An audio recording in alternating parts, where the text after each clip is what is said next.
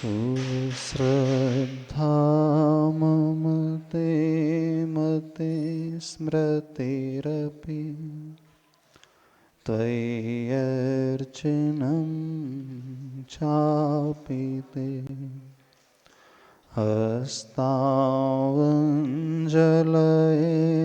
कथाश्रुतिरतः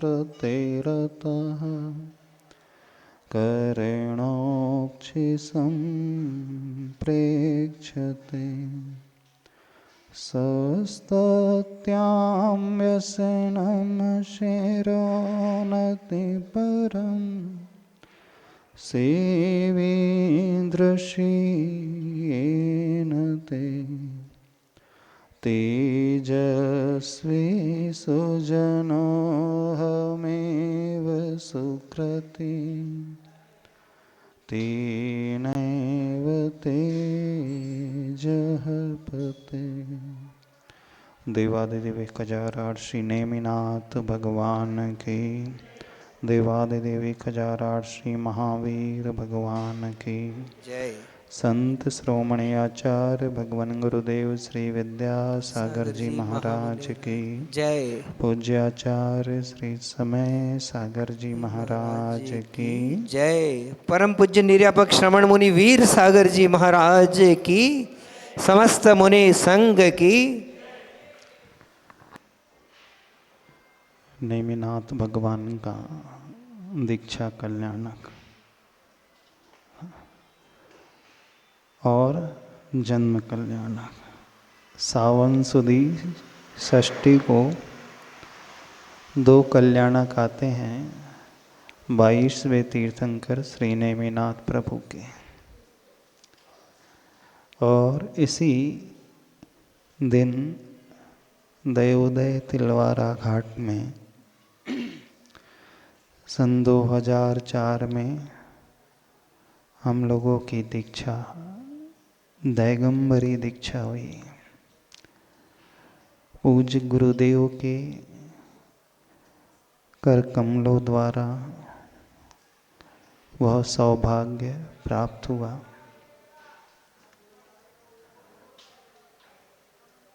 कई लोग यह प्रश्न पूछते हैं, महाराज जी आपको वैराग्य कैसे आया?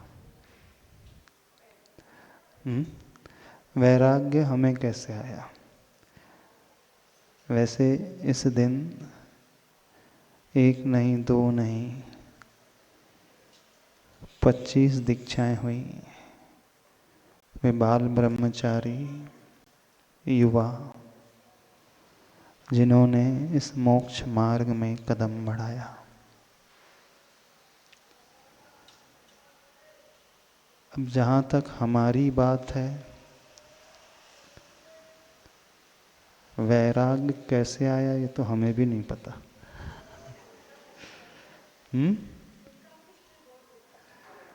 क्योंकि हमारे जीवन में ऐसी कोई विशेष घटना घटी ही नहीं जिसे देख कर के हम कह सकें कि वो इम्पैक्टफुल रही। हाँ, दुनिया में कुछ ऐसी घटनाएं घट जाती हैं जिन्हें देख कर के मन में एक भाव उत्पन्न हो जाता है, संसार असार सा लगने लगता है। तो हमारे साथ ऐसा कुछ विशेष नहीं घटा, लेकिन विशेष घटा भी अवश्य। जब सर्वप्रथम आचार्य भगवान के संग सहित दर्शन हमने किए थे, और यह 1991 की बात है। वैसे दर्शन करने हम कहीं बाहर गए नहीं थे, आचार्य भगवान का ही पदार्पण नागपुर नगरी में हुआ था।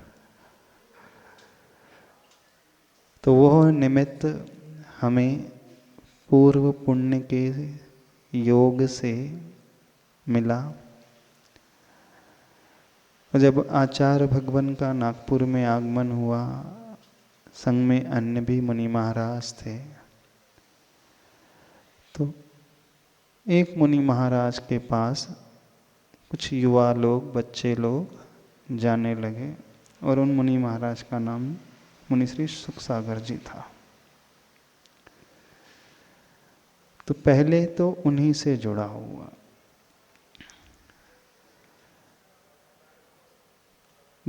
कुछ दिन का प्रवास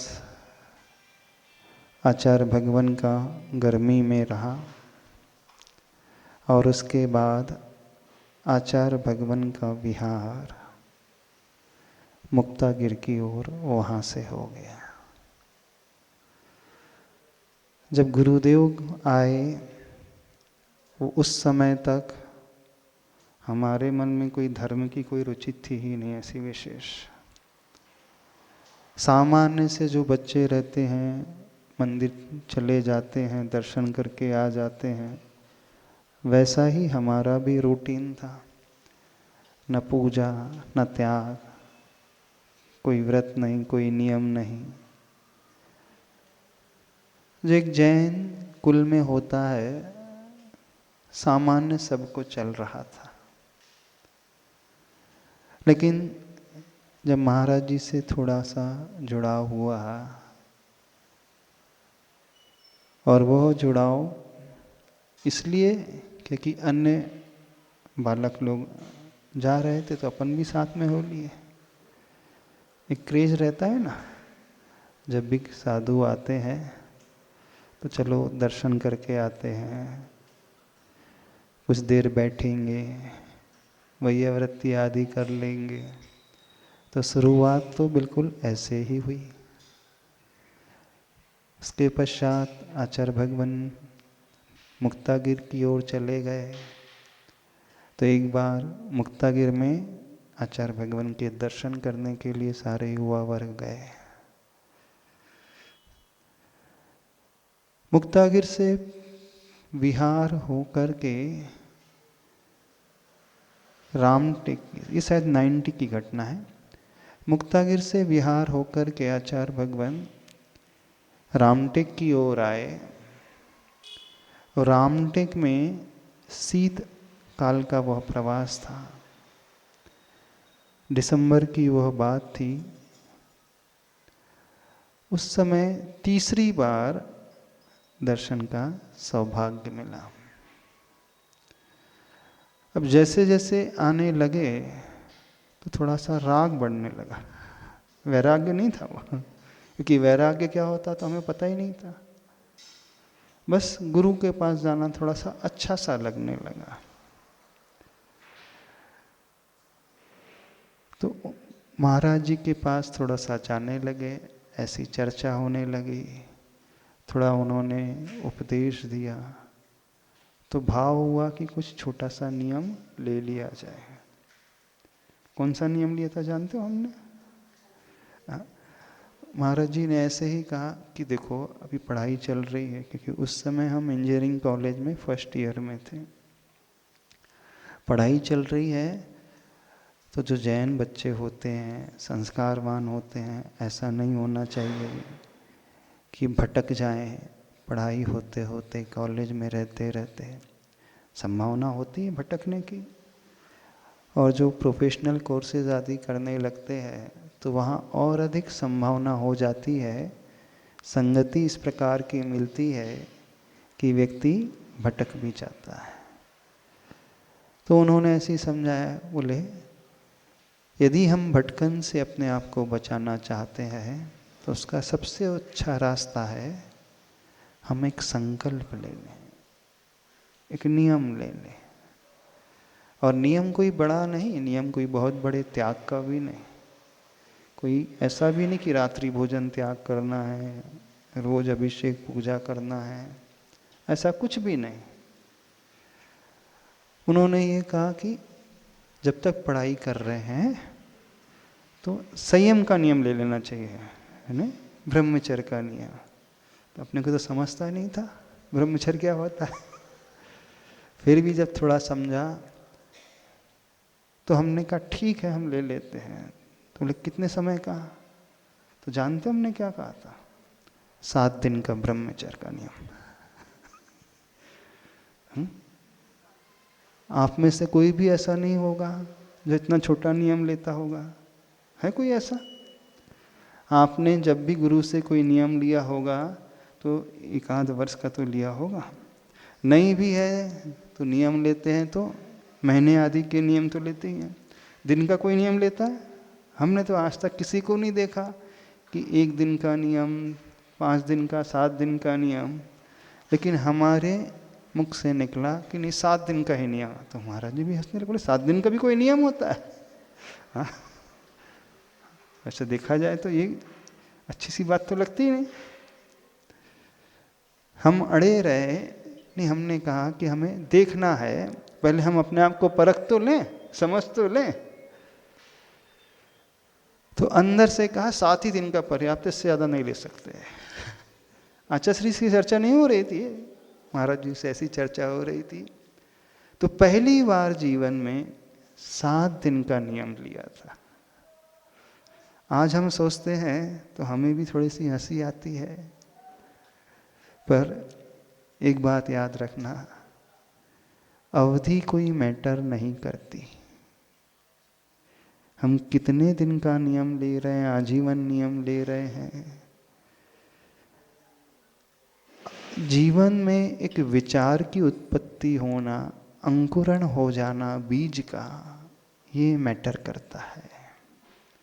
एक भाव पैदा हो जाना कि नहीं हमें कुछ करना है, हमें ऊपर उठना है, हमें अपने आप को बदलना है। तो वो भाव ही होता है जो हमारी लाइफ को ओवरऑल ट्रांसफॉर्म करके रख देता है, पूरे की पूरी तरह से बदल करके रखने की क्षमता उस विचार में, उस अंकुरण में होती है। तो जीवन का सबसे इम्पोर्टेंट जो स्टेप होता है, सबसे महत्वपूर्ण कदम होता है, मन में एक अच्छे विचार का जन्म ले लेना। मन में ये भावना पैदा हो जाना कि नहीं मुझे कुछ अच्छा करना है, बस। तो वही विचार, वही बात, भले ही वो दुनिया की नज़रों में बहुत छोटा सा हो, उसे सुनकर के शायद आप लोगों को हंसी भी आ रही होगी। हमारी जीवन का टर्निंग पॉइंट था तो वही था, 7 दिन का लिया हुआ नियम। उन महाराज जी ने कहा कि नहीं कम से कम 6 महीने का तो लेना चाहिए। हम अपने पे अड़े रहे, नहीं 7 का ही पर्याप्त है, इससे ज़्यादा नहीं। ऐसे कोई भी पिघल जाता है, गुरु कह रहे हैं तो मान ही लेता है। मान लेते हो कि नहीं आप गुरु की बात? नहीं मान लेते, लेकिन हमने स्वीकारा नहीं। हमने तो बस उतना ही कहा कि इतना ही पर्याप्त है, इससे ज़्यादा नहीं। जब इतना हो जाएगा फिर उसके बाद देखेंगे। तो 7 दिन से शुरुआत हुई और वहाँ से फिर आचार्य भगवान का विहार गोंदिया आदि के लिए हो गया। फिर उसके बाद ज़्यादा कोई नियम नहीं, गुरुदेव चले गए, संग चला गया, हम अपनी पढ़ाई में व्यस्त हो गए। लेकिन पुण्य का योग देखें कि आचार्य भगवान का चातुर्मास 93 में रामटेक में हुआ। 1993 में आचार्य भगवान चातुर्मास करने के लिए अतिशय क्षेत्र रामटेक में आए। जब रामटेक में आए उस समय हमारी स्टडी चल रही थी, 3rd ईयर था। तो सिर्फ रविवार को, वो भी हर संडे नहीं, बीच में कभी संडे को दर्शन करने के लिए चले जाते थे। जाते तो थे संग में। उस समय आचार्य भगवान के पास जाने की हिम्मत ही नहीं होती थी, डर लगता था गुरुदेव से, शायद सबको लगता था।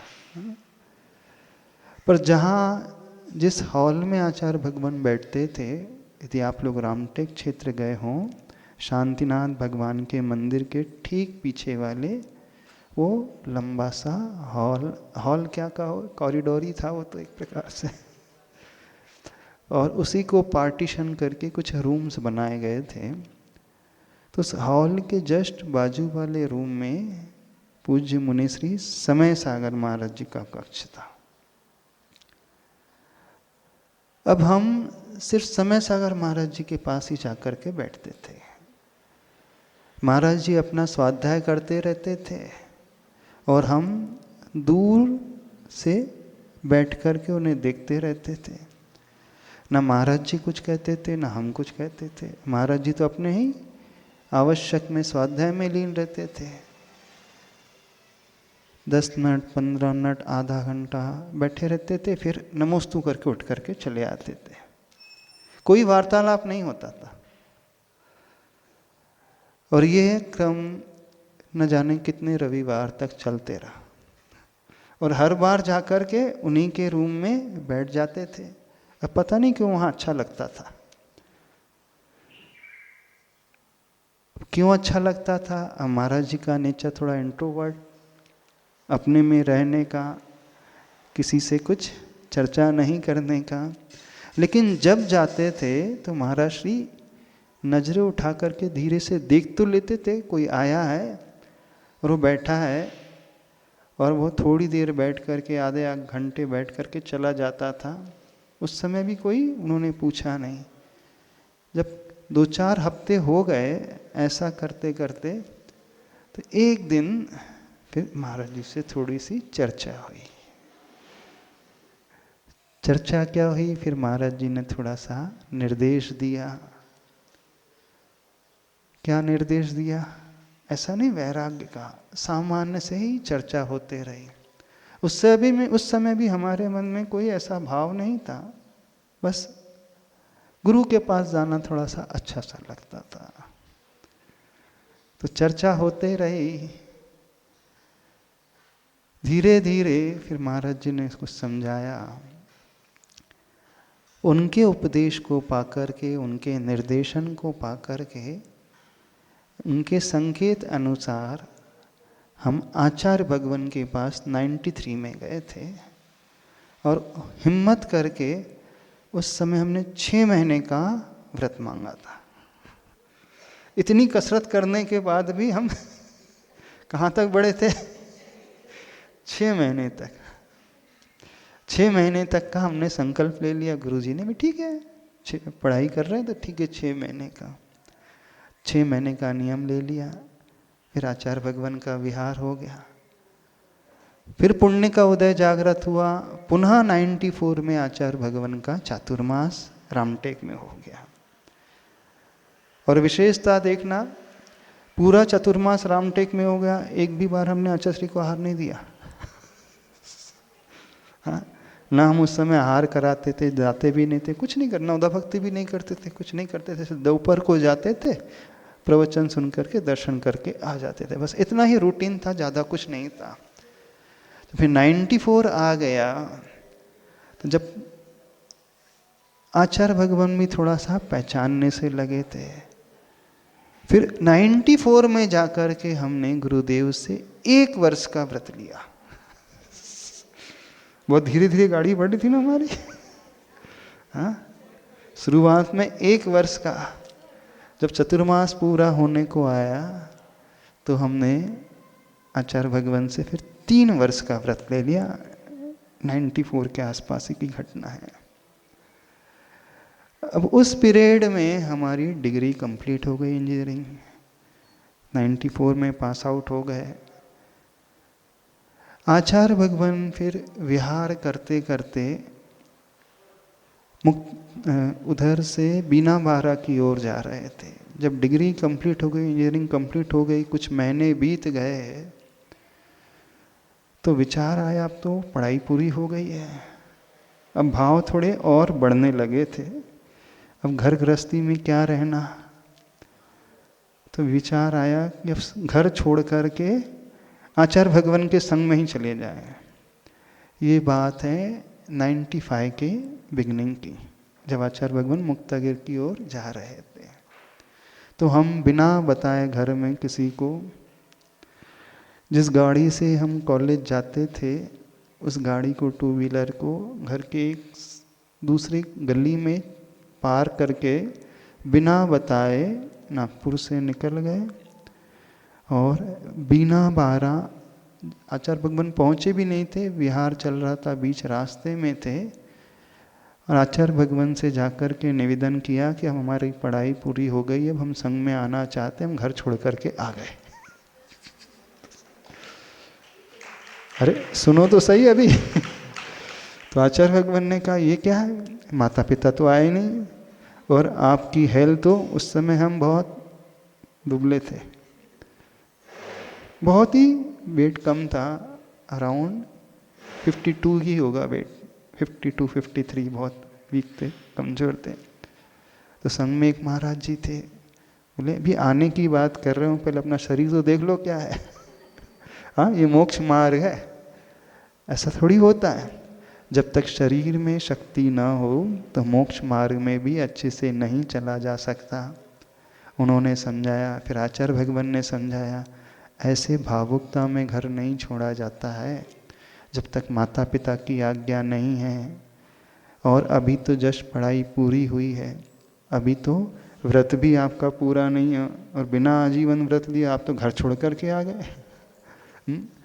तो अभी तो और दृढ़ता देखनी है और पढ़ाई और आगे करना है। बोले अभी इंजीनियरिंग हुई है ना, अभी और आगे पढ़ाई करो, पोस्ट ग्रेजुएशन की पढ़ाई करो, और उस पढ़ाई के दौरान आपकी दृढ़ता भी पता चल जाएगी और माता पिता उनकी भावना का भी ज्ञान हो जाएगा, वो चाहते भी हैं कि नहीं चाहते हैं।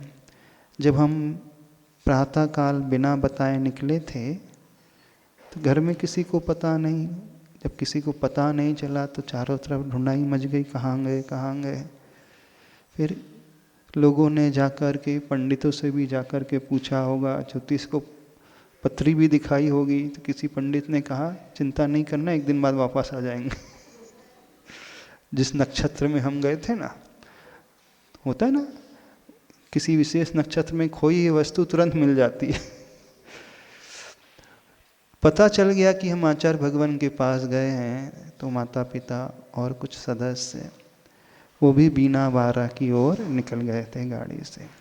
और बीच रास्ते में जहाँ बस की हॉल्टिंग थी, लखनऊ दौन शहर है, हम पुनः लौट करके लखनऊ दौन पहुँचे थे और वे परिवार के लोग वहीं पे थे, बस स्टैंड में थे और वहीं मिलना हो गया।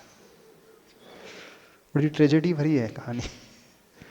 फिर उन्होंने समझाया, भावुक तो हो ही रहे थे, फिर लौट कर के आए। फिर आचार्य भगवान के आशीर्वाद से, वैसे भावना तो थी नहीं, आचार्य भगवान के आशीर्वाद से हम पढ़ाई आगे करने के लिए दिल्ली चले गए।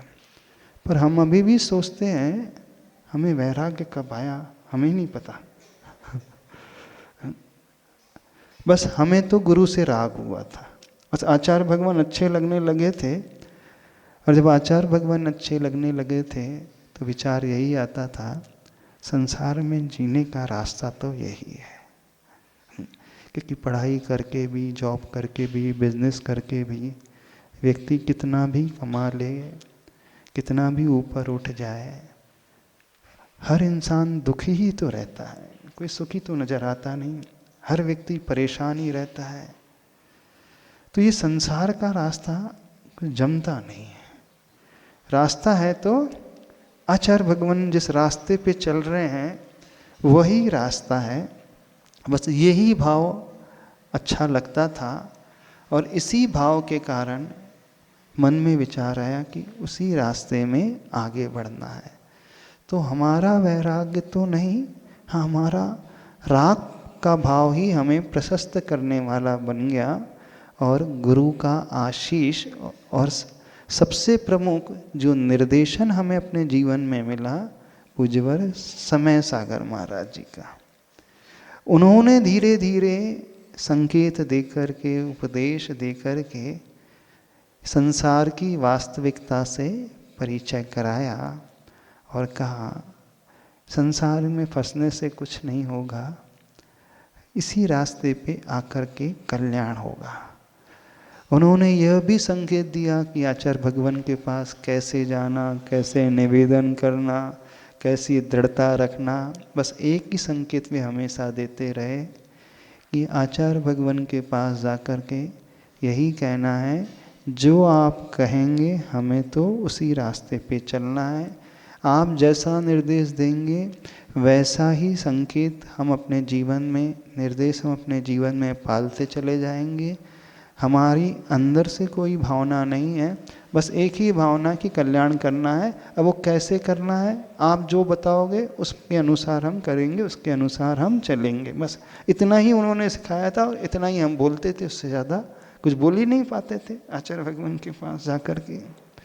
तो हमें गुरुदेव से जोड़ने वाले मुख्य रूप से पूज्यवर वर्तमान आचार्य परमेश्वरी से समय सागर महाराज जी, यूं कहे हमें मोक्ष मार्ग में स्थिर करने वाले, वैराग्य में दृढ़ता दिलाने वाले, इस मार्ग में बढ़ाने वाले यदि गुरु रहे तो समय सागर महाराज जी। आचार्य भगवान तो दीक्षा गुरु, वो बात की बात है, वो अलग है, लेकिन वहाँ तक पहुँचाने में जो सबसे बड़े निमित्त बने हैं आचार्य प्रवर श्री समय सागर जी महाराज बने।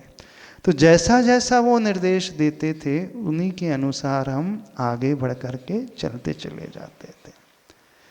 फिर आचार्य भगवान ने जब वापस भेज दिया, फिर उसके बाद जॉब करने के लिए पहुंच गए गुजरात। फिर उसके बाद हायर स्टडीज़ के लिए दिल्ली पहुंच गए। पीजीडी बीए और एक सीएफए ड्यूअल डिग्री प्रोग्राम होता था। तो 6 महीने दिल्ली में स्टडी की। फिर 6 महीने के पश्चात 95 में जब 6 महीने कंप्लीट हो गए तो हम बॉम्बे आ गए पढ़ाई करने के लिए। तो बम्बई में रह कर के ही पूरी पढ़ाई की और उसी पीरियड में जॉब भी करते थे। लेकिन सिर्फ हमारा नियम था, उतना ही नियम था, 3 साल का व्रत था और उसके अलावा और कोई नियम नहीं था। एक बात और बता दें, ना रात्रि भोजन त्याग भी नहीं था उस समय। हाँ, उस समय हमने रात्रि भोजन भी त्याग नहीं किया था, क्योंकि आचार्य भगवान ने कहा था अभी कुछ त्याग नहीं करना, अभी सिर्फ पढ़ाई करना है और अपनी दृढ़ता को बढ़ाना है, अपने वैराग्य के भाव को मजबूत करना है और कोई त्याग के चक्कर में अभी नहीं पड़ना।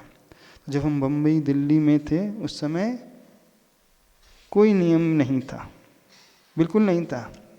जब बम्बई में आए तो बम्बई के करीब ही 96 में आचार्य भगवान का चातुर्मास महुआ जी अतिशय क्षेत्र, पार्श्वनाथ भगवान का जो अतिशय क्षेत्र है वहाँ पर हुआ।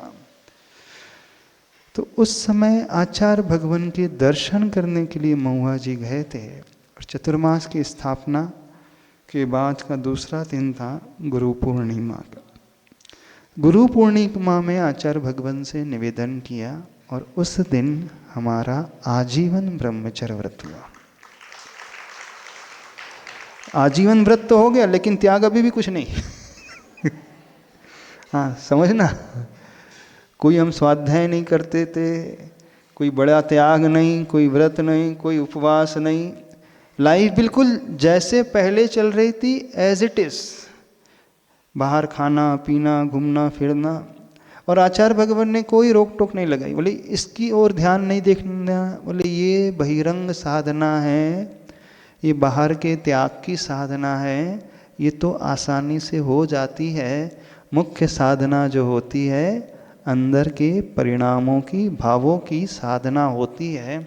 यदि हमारी अंदर से स्थिरता हो जाए तो वो बाहर का त्याग तो बड़ी आसानी से हो जाएगा। लेकिन चूंकि परिस्थिति आपकी ऐसी है कि आप घर से बाहर रह रहे हों, तो वहाँ कोई परिवार तो है नहीं, तो कौन आपको भोजन बना करके देगा, कौन करके देखा। इसलिए अभी इस ओर नहीं बढ़ना है, इस ओर नहीं सोचना है, सिर्फ इतना ही करो, इसी से सब कुछ कल्याण हो जाएगा। तो बस हमारा एक ही नियम था, आजीवन ब्रह्मचर्य हो गया और उसके बाद स्टडी भी चल रही थी और जॉब भी चल रहा था। उस समय हम हॉस्टल में ही रह रहे थे और हॉस्टल में रहते हुए और बाद में फ्लैट में शिफ्ट हो गए। वहाँ रहते हुए दोस्तों के साथ घूमना फिरना सब कुछ, किसी को पता भी नहीं चला कि हमारा व्रत है। क्योंकि उन लोगों के साथ रहते हुए हम उन जैसे ही हो जाते थे। तो जो वो करते थे हम सब कुछ करते थे, तो किसी को हिंट भी नहीं हुई कि इस व्यक्ति के मन में कोई ऐसा भी भाव होगा कि ब्रह्मचर्य लेकर के रहना है, संयम लेकर के रहना है, मोक्ष मार्ग में बढ़ना है। और वो जानते भी नहीं थे, कुछ जैन फ्रेंड्स थे, कुछ नॉन जैन थे, तो उनके साथ सब पूरी उसी लाइफ स्टाइल से जीते थे। धीरे धीरे आगे बढ़ते गए, पढ़ाई होती रही, जॉब होता रहा।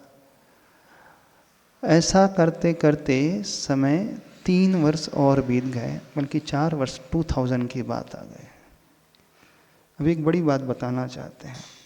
जिस दिन हम उन फ्रेंड्स के साथ घूमने के लिए जा रहे थे, मूवीज़ देखने के लिए जा रहे थे, और बीच रास्ते में थे, दिसंबर की बात है। मूवी का नाम हमने पहले बताया होगा, कभी आपने सुना होगा। हाँ, मूवी भी बड़ी अजीब थी, मोहब्बतें। वो देखने के लिए जा रहे थे और थिएटर ही जा रहे थे, और बीच रास्ते में हमारे पास फ़ोन आया मोबाइल में। उस ज़माने में मोबाइल आ चुका था, 97 में मोबाइल आ चुका था। फ़ोन आया कि आपको आचार्य श्री ने बुलाया है, बिना बारा। क्या संकेत आया है? वहाँ के ट्रस्टी का शायद संकेत आया था। न जाने उन्हें कहाँ से कांटेक्ट नंबर मिल गया था, उन्होंने खोज लिया, आचार्य भगवान ने संकेत दिया। तो उन्होंने कहा कि आपको आचार्य भगवान ने बुलाया है और इमीडिएट यहाँ आ जाओ। मैंने क्या बात हो गई? बोले नहीं, बस आपको यहाँ आना, आचार्य श्री ने बुलाया है और कुछ नहीं। तो उस दिसंबर के पीरियड में हम बॉम्बे छोड़ करके, मूवी भी नहीं गए, बीच रास्ते से लौट करके नेक्स्ट डे ट्रेन पकड़ करके सागर होकर के बिना बारा पहुँचे। और 14 दिसंबर 2000 की ये बात है, 15 भैया को वहाँ पर बुलाया था, और उस दिन हम लोगों की संघ में एंट्री हो गई। उस समय घर में भी नहीं पता था, उस समय बॉम्बे को पूरा छोड़ करके भी नहीं आए थे, वो सब कुछ एज इट इज़ था। उस समय एंट्री हो गई, ड्रेस चेंज हो गई, सिर मुंडन हो गया। आप लोगों ने फोटो देखी होगी, वो चोटी वाले प्रभात मंडल के नाम से धोती कुर्ता और टोपी लगाए हुए। तो आचार्य भगवान ने, वैसे उसका नाम प्रभात मंडल था नहीं, चूँकि उसी के समय प्रतिभा मंडल खुला था, तो लोगों ने कहना शुरू कर दिया था प्रभात मंडल। उस समय एंट्री हुई, और जब एंट्री हुई तो आचार्य भगवान हम सभी ब्रह्मचारी भाइयों को संकेत करते हैं कि अब आप सभी लोगों को संग में ही रहना है और यहीं अध्ययन करना है, और आगे जैसे जैसे संकेत होते चले जाएंगे हम आपको देते चले जाएंगे। कब तक रुकना है, कब पुनः घर जाना है, क्योंकि उस समय आचार्य भगवान ने एक नया एक्सपेरिमेंट किया था। अभी तक आचार्य भगवान जिन ब्रह्मचारी को एंट्री देते थे वो पूरे संघ में ही रहते थे, पर धोती दुपट्टा में रहते थे। पर हम लोगों का जो ग्रुप था वो एक नया ही प्रैक्टिकल कर रहे थे। पूर्ण तरीके से गृह त्याग नहीं कराया था, धोती दुपट्टा भी नहीं, बस गुरुदेव का भाव था कि अब अध्ययन कराना है। और प्रतिदिन बिना बारा क्षेत्र में आचार भक्ति के पश्चात 1 घंटे हम सभी ब्रह्मचारी भाइयों को आचार्य भगवान अपना विशेष चिंतन देते थे, जो विगत 30-32 वर्षों में शास्त्र स्वाध्याय करके, अनुभव को प्राप्त करके, साधना करके, अध्यात्म का और सिद्धांत का, मूल रूप से अध्यात्म का ही विशेष चिंतन आचार्य भगवान हम लोगों को, सिर्फ ब्रह्मचारी लोगों को देते थे। और जब पहला दिन था, हमें याद है बिना बारा का वह संत निवास छत पर आचार्य भगवान उत्तर अभिमुख करके बैठे थे, और हम सभी ब्रह्मचारी लोग पूर्व अभिमुख, पूर्व दिशा की ओर मुख करके बैठे थे। और आचार्य भगवान ने मंगलाचरण किया। मोक्ष मार्गस्य नेतारम भेत्तारम कर्म भूभृताम ज्ञातारम विश्व तत्वानाम वंदे तद्गुण लब्धये। मंगलाचरण किया, सिर्फ मंगलाचरण का अर्थ समझाया और अर्थ समझाने के पश्चात कहा कि अब आप सभी ब्रह्मचारियों को मुझ मुनि श्री समय सागर महाराज जी तत्वार सूत्र का अध्ययन कराएंगे। तो वहीं से हम लोगों का बेसिक तत्वार सूत्र का अध्ययन महाराष्ट्र के शुभ हस्तों से प्रारंभ हुआ, उनके मुखार बिंद से प्रारंभ हुआ और कुछ महीने का प्रवास वहीं पे रहा। फिर आचार्य भगवान ने हम लोगों को घर भेज दिया और कहा कि अब चतुर्मास जहाँ होगा वहाँ आप सभी ब्रह्मचारियों को आना है। तो उस चतुर्मास में 2001 हो गया था वो चतुर्मास दयोदय तिलवारा घाट में, प्रथम चतुर्मास। चतुर्मास की स्थापना के पूर्व ही हम सारे भैया लोग पहुंच गए थे। अब वही क्रम अध्ययन का और वैराग्य को दृढ़ करने का चालू रहा। और अध्ययन आचार्य भगवान नहीं कराते थे, आचार्य भगवान तो अपना गूढ़ चिंतन और गहरी बातें, जो अनुभव वाली बातें थी, जो जीवन में बहुत उपयोगी थी, जो शास्त्रों में नहीं लिखी रहती हैं, लेकिन जो चिंतन गुरु ने दिया वो चिंतन पूरे संघ में किसी को नहीं मिला होगा। ऐसा चिंतन आचार्य भगवान ने 4 महीने तक लगातार जारी रखा। और दोपहर के समय तत्वार सूत्र की कक्षा। धीरे धीरे समय बीतता गया। फिर आचार्य भगवान ने पूज्यवर समय सागर महाराज जी के द्वारा 10 भक्तियों का उच्चारण, फिर आलाप पद्धति ग्रंथ का स्वाध्याय, 24 ठाना ग्रंथ का स्वाध्याय, जैन सिद्धांत प्रवेशिका का स्वाध्याय, पूरा स्वाध्याय मुनिश्री कराते थे। और आचार्य भगवान पूरा अपना निचोड़ सार जो है, पूरे वर्षों का सार हम सारे ब्रह्मचारी भाइयों को देते थे। 2002 का चातुर्मास नेमावर में हुआ। होता ये था चतुर्मास के बाद आचार्य भगवान हम लोगों को घर भेज देते थे।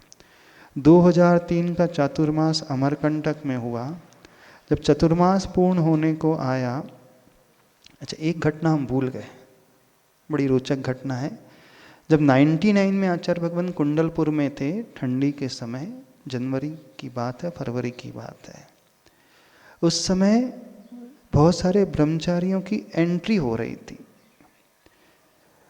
जब हम दर्शन करने गए तो आचार्य भगवान ने हमें संकेत दिया था 99 में, अब यहीं रुक जाओ, अब कहीं नहीं जाना है। पर उस समय हमारे गृहस्थ जीवन के नाना जी थे, उनने कहा कि नहीं अभी नहीं, अभी जिम्मेदारी है, ऐसा वैसा, ऐसा कैसे हो सकता है। तो वो ज़बरदस्ती हमें लेकर के चले गए। उनकी ज़बरदस्ती कहे या हमारी ही कमजोरी कहे, हम ही उनके साथ चले गए। और आचार्य भगवान कुंडलपुर से विहार करते हुए सिद्धोदय सिद्ध क्षेत्र नेमावर में आ गए 99 में। और 99 में जब नेमावर में आए तो 22 अप्रैल 1999 को 23 मुनि दीक्षा हुई। वहाँ पे बहुत सारे ब्रह्मचारियों को बुलाया था और पूरा पैदल विहार करके सारे ब्रह्मचारियों को लेकर के गए थे। और उसी समय आचार्य भगवान ने हमें संकेत दिया था कि अब कहीं नहीं जाना, देखो आपका आजीवन व्रत तो हो चुका है, पढ़ाई भी हो गई है, सारी जिम्मेदारी भी हो चुकी है, अब संग में रुकना है। लेकिन न जाने कैसे हम वापस लौट गए। हाँ, उस समय दीक्षा तो 24 होना था, लेकिन 23वीं दीक्षा हुई थी। ऋषभ सागर मुनि महाराज से लेकर पार्श सागर जी तक दीक्षा हुई थी। उस समय दीक्षा 24वीं होना तो थी, पर नहीं हो पाई थी। पर हम लौट गए, लेकिन गुरुजी के मन में याद तो था। तो 1 साल बाद 2000 में हम लोगों को संकेत आया, और वो भी 2000 में जो चातुर्मास अमरकंटक में हुआ था, अमरकंटक से विहार करके आचार्य भगवान बीना बारा आए थे, उस समय संकेत आया। तो उस समय यदि हम संघ में प्रवेश कर जाते तो हो सकता उसी समय हमारा कल्याण हो गया होता, लेकिन शायद विधि को कुछ और ही मंजूर था, अथवा हमारा भाग्य, या यूं कहें हमारे पुरुषार्थ की कमी। उस समय हम नहीं रुके, लेकिन गुरुदेव की विशेष अनुकंपा रही कि गुरुदेव ने 2000 सन में हम लोगों को बुला लिया। 2003 में जब अमरकंटक का चातुर्मास हुआ, चतुर्मास के पश्चात आचार्य भगवान ने हम सभी लोगों को संकेत दे दिया था कि अब बाल नहीं बनवाने हैं, दाढ़ी नहीं बनवाना। ने आचार्य भगवान की भावना थी चतुर्मास के पश्चात विहार करते हुए जब रामटेक आना था और रामटेक में दीक्षा देना था। 2004 की बात कर रहे हैं, क्योंकि संकेत हम लोगों को उसी समय हो गए थे। बस इतने संकेत हुए थे कि अभी बाल कोई ब्रह्मचारी जी नहीं बनवाएंगे। इन 3 साल के पीरियड में ब्रह्मचारियों की संख्या बढ़कर के 32 हो गई थी, 30-32 हो गई थी। तो आचार्य भगवान के आशीर्वाद को लेकर के हम सभी ब्रह्मचारी दक्षिण यात्रा करने गए थे, गिरनार जी की यात्रा करने गए थे। और गिरनार जी की यात्रा करते हुए हम लोग 1 जनवरी 31 दिसंबर को गिरनार जी में थे। और उस रात्रि में हम लोग नेमिनाथ भगवान की टोक के दर्शन करने गए थे। तो शायद उसी नेमिनाथ भगवान की टोक का चमत्कार था कि नेमिनाथ भगवान के दीक्षा कल्याणक के दिन हम लोगों की दीक्षा हुई। पर दीक्षा होना तो रामटेक में था, गर्मी के समय होने की भावना थी, तीव्र भावना गुरुदेव की थी। और गुरुदेव सभी आर्यिका संघ को संकेत करके बुलाने वाले थे, लेकिन गजपंथा में गुरुमती जी गिर गई थी पहाड़ से। जब गुरुमती आर्यिका गिर गई थी, फ्रैक्चर हो गया था, तो उनका आना नहीं हो पाया। तो आचार्य भगवान ने कहा, देखो सोचा तो था कुछ और, लेकिन हो नहीं पाया।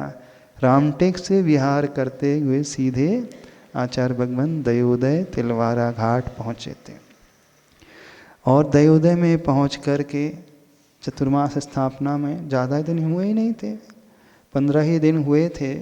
कुछ भूमिका बनने लगी थी। और जब सावन सुदी चौथ आई थी, तो आहार के पश्चात आचार्य भगवान ने ब्रह्मचारियों को इरियापत के पश्चात बुलवाया और कहा, बोलो नेमिनाथ भगवान की जय। हम लोगों को समझ में नहीं आया ऐसा क्यों बोला आचार्य भगवान ने, जबकि कुछ विशेष दिन भी नहीं था और नेमिनाथ भगवान वहाँ के मूल नायक भी नहीं थे। बस इतना ही गुरुदेव ने कहा कि विशुद्धि बढ़ाओ और नेमिनाथ भगवान की जय बोलो। तो हम लोग को समझ ही नहीं पाया ऐसा क्यों कहा आचार्य भगवान ने। लेकिन संघ में अन्य मुनि महाराज थे, मुनिश्री प्रसाद सागर महाराज जी वहीं थे। उन्होंने धीरे से हिंट दिया, गुरुदेव ने कहा नेमिनाथ भगवान की जय, तो इसका मतलब है परसों कुछ अच्छा होने वाला है। उन्होंने इनडायरेक्ट हिंट दे दिया और हिंट दे करके कह दिया, अब विशुद्धि और बढ़ाओ, तैयारी करो। और शाम होते होते तक संकेत मिल गए कि नेमिनाथ भगवान के तप कल्याणक के दिन यहाँ पर दीक्षा होने वाली है। पर क्लियर नहीं था कौन सी दीक्षा होगी, किस किस की दीक्षा होगी, क्योंकि ब्रह्मचारी तो बहुत सारे थे, 32 तो वहीं पे थे और आसपास में भी आ भी गए थे, वहाँ से भी आ गए थे। तो धीरे से महाराज जी से पूछ लिया प्रसाद सागर से, किस किस की दीक्षा होगी। हमने पूछा हमारा नंबर है कि नहीं। बोले अरे ऐसा क्यों पूछ रहे हैं, टॉप लिस्ट में रहेगा, चिंता नहीं करो। उन्होंने इनडायरेक्ट हिंट दे दिया। और पहली बार आचार्य भगवान ने 2 दिन पूर्व यह घोषणा की थी। और श्रावण सुदी पंचमी यानी शुक्रवार के दिन जबलपुर में हनुमान ताल मंदिर से, जो विशेष चमत्कारी मंदिर है, आदिनाथ भगवान की प्रतिमा है, वहीं से इतने सारे ब्रह्मचारियों की बिनौली निकली थी सज धज करके, बिल्कुल अलग ही रूप में। लेकिन 25 दीक्षा हुई थी तो 25 ब्रह्मचारी की बिनौली नहीं निकली थी, बिनौली तो 22-23 की थी। फिर बढ़ते बढ़ते और संख्या शनिवार के दिन मॉर्निंग होते होते, सवेरे होते होते फिर विनम्र सागर जी की संख्या बढ़ गई, धीर सागर महाराज जी की संख्या बढ़ गई, सहज सागर आदि की संख्या बढ़ गई। 20 अगस्त की रात्रि को 12 बजे के बाद सारे ब्रह्मचारी आचार्य भगवान जहाँ बैठे थे वहीं पर पहुंच गए और सारे ब्रह्मचारी जी लोग केस लॉन्च करने लगे। बहुत सारे ब्रह्मचारी जी के केस लॉन्च तो जल्दी हो गए थे, लेकिन हमारे नहीं हो रहे थे हमारे बाल अधिक थे। तो उस समय पूज्यवर समय सागर महाराज जी आए और उन्होंने हमारे बहुत सारे केस लॉन्च किए थे, क्योंकि हमारा जुड़ाव उन्हीं से था, लगाव उन्हीं से था, और महाराज श्री का भी लगाव हमसे था बिल्कुल था ही। अब कैसे था वो, कैसे आत्मीयता थी, क्योंकि महाराज श्री का नेचर भी अंतर्मुखी है, रिजर्व रहते हैं, कुछ बोलते नहीं थे उस समय तक तो, और हम भी बहुत शायनेश वाले थे एकदम। हमें भी बोलना आता भी नहीं था और बोलते नहीं थे, हम किसी से खुले भी नहीं थे, हमें बहुत झिझक होती थी, बात भी हम नहीं कर पाते थे किसी से। बिल्कुल सत्य मान करके चलना, हम किसी से बोलते ही नहीं थे। तो ऐसा यह प्रसंग धीरे धीरे बनता चला गया और शनिवार 21 अगस्त 2004 22वें तीर्थंकर श्री नेमिनाथ भगवान के तप कल्याणक के दिन इतिहास की वह अभूतपूर्व घटना घटी। 25 मुनि दीक्षा हुई और 23 मुनि दीक्षा 99 नेमावर में हुई थी, वहाँ पार्श्व सागर तक हो गई थी, एक अंतिम रह गई थी ना। 24 तीर्थंकर के नाम में 23 तीर्थंकर के नाम तो मिल चुके थे, तो शायद जो अंतिम रह गई थी वहीं से शुरुआत गुरुदेव ने कर दी थी। यदि हो सकता उस समय रहते तो पहले भी हो सकती थी। तो ऐसा यह पूरा प्रसंग इन शॉर्ट घटा हमने भी बताया। हम अभी भी सोचते हैं, कई लोग हमसे प्रश्न करते हैं कि महाराज जी आपको वैराग्य कैसे आया। यही प्रश्न आचार्य भगवान से लोग करते हैं, तो आचार्य भगवान इसका उत्तर देते थे, हमें वैराग्य आप लोगों को देख कर के आया। बोले हम लोगों को देख कर के कैसे आया? बोले आप संसारी जीव जो इतने बड़े बड़े आदमी हैं, पैसे वाले आदमी हैं, बड़े सब कुछ आपके पास है, कोई कमी आपके पास नहीं है, लेकिन आप लोगों के चेहरे हमेशा लटके हुए रहते हैं, हर व्यक्ति टेंशन में ही नज़र आता है, हर व्यक्ति परेशान दुखी नज़र आता है। तो आप लोगों को देख करके हमने समझ लिया कि संसार में सुख नहीं है, इस रास्ते में सुख नहीं है। शायद हमारे साथ भी ऐसा ही था कि जिन्हें हम देखते थे वो हमें सुखी कभी नज़र आता ही नहीं था। हर एक व्यक्ति अलग ही प्रकार की स्थिति में रहता था।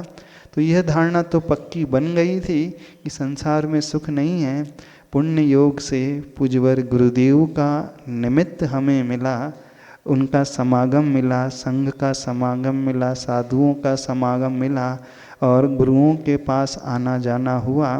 भले ही कुछ न भी समझता हो, भले ही कुछ न भी ज्ञान था, बस गुरु के पास आने मात्र से ही वो भाव बन गए और हमारा विकास यहाँ तक हो गया कि आज यहाँ आ गए हम। तो इसका अर्थ है, इस बात को सभी समझें, भले ही आपको कुछ भी भाव ना आता हो, कुछ भी ना समझता हो, सिर्फ गुरु के चरणों में आ जाओ तो अपने आप कल्याण हो जाएगा। ऐसा वातावरण बन जाएगा, ऐसी वर्गणाएँ हो जाएगी कि मन का भाव करने लगेगा कि संसार में कुछ है तो यही है और यही है ना। जो भी सुख है वो यही है और जो भी सुख है वो यही है। तो आज अभी इतना ही कहते हैं।